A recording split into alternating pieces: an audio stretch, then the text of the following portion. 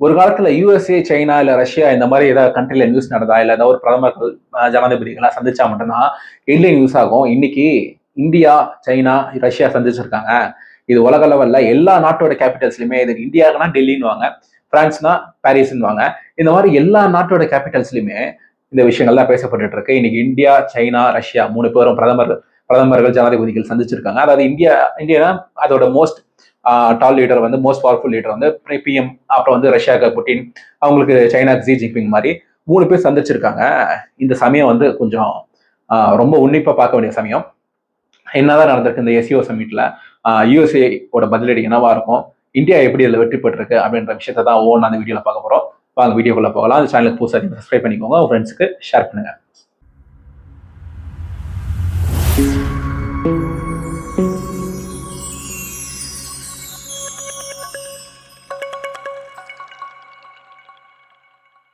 முதல்ல இந்த எஸ்சிஓ சமிட்ல பார்க்கும்போது இந்தியா, சைனா, ரஷ்யா அந்த மூணு பேரோட லீடர்ஸ்லாம் என்ன பண்ணிருக்காங்க, ரொம்ப ஃப்ரெண்ட்லியா தான் பேசிட்டு இருந்திருக்காங்க. இந்த 3 லீடர்ஸும் நடந்து போறப்ப ஒரு காட்சியை பார்த்திருப்பீங்க. பாகிஸ்தான் பிஎம் நடந்துட்டு இருப்பாரு, அவர் பாட்டுல பம்மி போய் நின்றுட்டு இருப்பாரு. நின்று இருக்கும் 3 பேர் இப்படி தாண்டி போவாங்க, அவர் பாட்டுல அமைதியா இருப்பாரு. இந்த 3 பேர் அவர் கண்டுக்கல, இவர் மட்டும் தான் 3 பேர் பாக்குறாரு. சோ அந்த மாதிரி காட்சிகள்லாம் பார்க்கப்படும் வந்து இன்னைக்கு பாகிஸ்தான் வந்து ஓரக்கட்டப்பட்டிருக்கு அப்படின்ற ஒரு விஷயம் நமக்கு தெரியுது. சோ இது இந்தியாவுக்கு வந்து ஒரு மிகப்பெரிய வெற்றியாக இருக்கும். இதுல மற்ற விஷயங்கள்ல என்ன வெற்றி பெற்றாலும் இது ஒரு சின்ன மைல்டு வெற்றி இந்த இடத்துல இந்தியா வெற்றி பெற்றிருக்காங்க. இன்னும் அடுத்த விஷயத்துக்கு வரோம் வந்து யூஎஸ்ஏல ஒரு சின்ன விஷயத்த சொல்லணும்னா, நான் நேற்றுக்கு இதுக்குன்னு ஒரு சம்பந்தப்பட்ட ஒரு ஃபுல் வீடியோ போடணும்னு சொல்லி நினைச்சேன். யூஎஸ்ஏல ஒரு கோர்ட்ல 11 நீதிபதிகள் வந்து இந்த அடங்கிய அமர்வுல வந்து யூஎஸ்லாம் வந்து இந்தியாவுக்கு மட்டும் போட்டது கிடையாது, நிறைய நாடுகளுக்கு டாரிஃப்ஸ் எல்லாம் போட்டிருக்காரு. இப்ப சைனாக்கெல்லாம் வந்து ஒரு சில ஸ்டீல் இந்த மெட்டல் இந்த மாதிரி சம்பந்தப்பட்ட விஷயங்களுக்குலாம் பாத்தீங்கன்னா 50% வரைக்கும் போகுது, 30% ஒரு விஷயத்துக்கு இருக்கு. இந்தியாவுக்கு வந்து 50% இருக்கு. இந்தியாவுக்கு வந்து எல்லாத்துக்கும் 50% போட்டு வச்சிருக்காரு. அங்கேயே வந்து செக்ஷன்ஸ் எல்லாம் இருக்கு. இந்த செக்ஷன் படி போட்ட ஒரு சில விஷயத்துக்குலாம் வந்து அதுக்கு நீதிபதிகள் தலையிட முடியாது. ஆனா பெரும்பாலான விஷயங்களுக்கு ட்ரம்ப் அவங்க வந்து ஐஇஇபிஏ அப்படின்னு சொல்லிட்டு பிரசிடென்ட்டுக்கு இருக்கக்கூடிய ஒரு ஐஇஇபிஏ அப்படின்னு சொல்லிட்டு யூஎஸ் பிரசிடென்ட்டுக்கு இருக்கக்கூடிய ஒரு ஸ்பெஷல் பவரை வச்சு இந்த டாரிஃப்ஸ் எல்லாம் போட்டிருக்காரு. ஸோ இந்த விஷயத்துல நீதிபதிகளை தலையிடலாம்.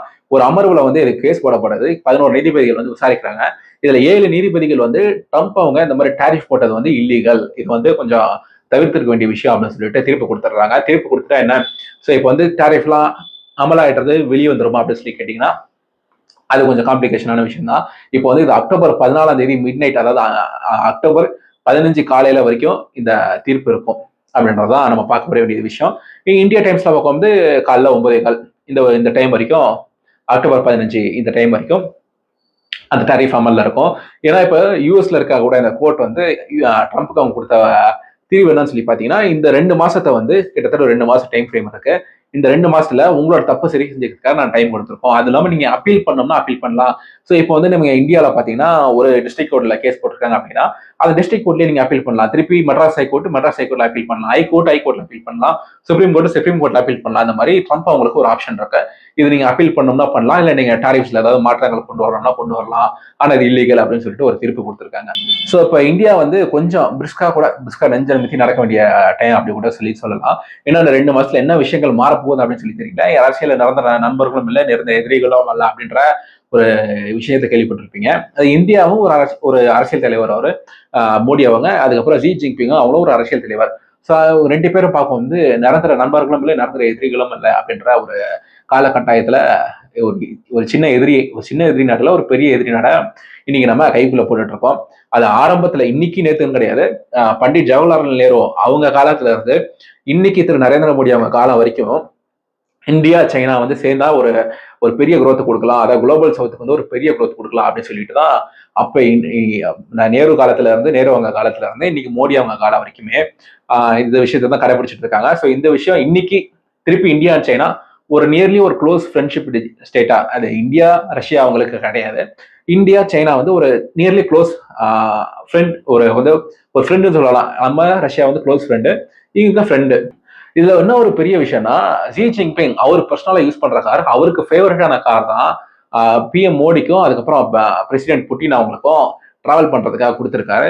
இது என்ன சொல்ல வர்றாருன்னா, இந்த விஷயத்து மூலியமா நாங்க ஓகே இப்போ வந்து உங்களுக்கு நண்பரா இருக்கோம் அப்படின்ற மாதிரி ஒரு உணர்த்துறதுக்காக சொல்றாரு கூட வச்சுக்கலாம். அண்ட் இன்னுமுமே வந்து யூஎஸ்ஏ வந்து சொல்லப்படக்கூடிய விஷயம் என்னன்னா, நீங்க இந்த 50% நாங்க டாரிஃப் உங்க மேல போட்டதுக்கான காரணம் என்னன்னு சொல்லி அவங்க வந்து ஒரு அல்பத்தனமான காரணம் சொல்றாங்க. என்னன்னா, நீங்க யூஎஸ்ஏ கிட்ட வந்து நீங்க டாலர் வச்சிருக்கீங்க, யூஎஸ் டாலர் வந்து இந்தியா வச்சிருக்கீங்க. நீங்க ரஷ்யா கிட்ட இருந்து க்ரூட் ஆயில் வாங்குறீங்க. ஒரு ஒரு 2, 3 சந்தர்ப்பங்கள்ல வந்து நம்ம இந்தியன் ருபீஸ்ல வாங்கியிருக்கோம். ஆனா பெரும்பாலான சமயங்கள்ல வந்து நம்ம யூஎஸ் டாலர்ஸ் தான் ரஷ்யா கிட்ட கொடுத்து வாங்குறோம். அந்த யூஎஸ் டாலர்ஸை வச்சு தான் அவங்க வெப்பன்ஸ் எல்லாம் வாங்குறாங்க, வெப்பன்ஸ் எல்லாம் ப்ரொடியூஸ் பண்ணி உக்ரைன் அட்டாக் பண்றாங்க. அதுதான் காரணம் நாங்க வந்து இந்தியா மேல டாரிஃப் போட்டதுக்கு அப்படின்னு சொல்லிட்டு சொல்றாங்க. இது வந்து கேட்க வந்து கொஞ்சம் வினோதமா தான் இருக்கு. ஏன்னா நம்ம நேற்றுக்கு ஒரு வீடியோ போட்டிருந்தோம், அந்த வீடியோ செக் அவுட் பண்ணி பாருங்க. ஏன் அந்த ட்ரம்ப் வந்து ஏன் வெஞ்சன்ஸ் வச்சிருக்காரு, அந்த 7 வெஞ்சன்ஸ் என்னென்ன காரணங்கள் அப்படின்னு சொல்லிட்டு ஒரு வீடியோ போட்டிருப்போம், அதை பாருங்க.